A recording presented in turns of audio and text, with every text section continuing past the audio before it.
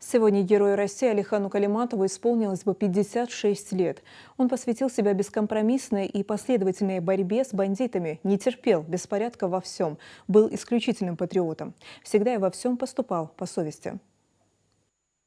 С 2000 года был сотрудником управления ФСБ России по Самарской области, получил высшее юридическое образование, нес службу в горячих точках. В 2002 году для дальнейшего прохождения службы был переведен в Москву. В 2006 году был представлен к награде Орден Мужества, а спустя год, в 2007, в районе Газиюрта около 5 часов вечера его машина была обстреляна. От полученных травм Калиматов скончался в больнице. Напомним, в Самаре на бульваре имени Героя России Алихана Калиматова установлен памятный знак в его честь. На главном корпусе Самарского государственного университета, в котором учился Герой России, установлена в честь него мемориальная доска. В микрорайоне Крутые Ключи открыт бульвар имени Калиматова и установлен памятный знак. Мемориальные доски открыты в школе города Сунджа в Ингушетии, которую окончил Алихан Калиматов, а также в Москве в Управлении по защите конституционного строя и борьбе с терроризмом ФСБ России, где прошли последние годы его службы. Указом президента Российской Федерации от 4 ноября 2007 года за героизм, мужество и отвагу Алихану Калиматову было присвоено звание Героя России посмертно. Он прожил недолгую жизнь, 39 лет, но оставил яркий след в истории своего народа.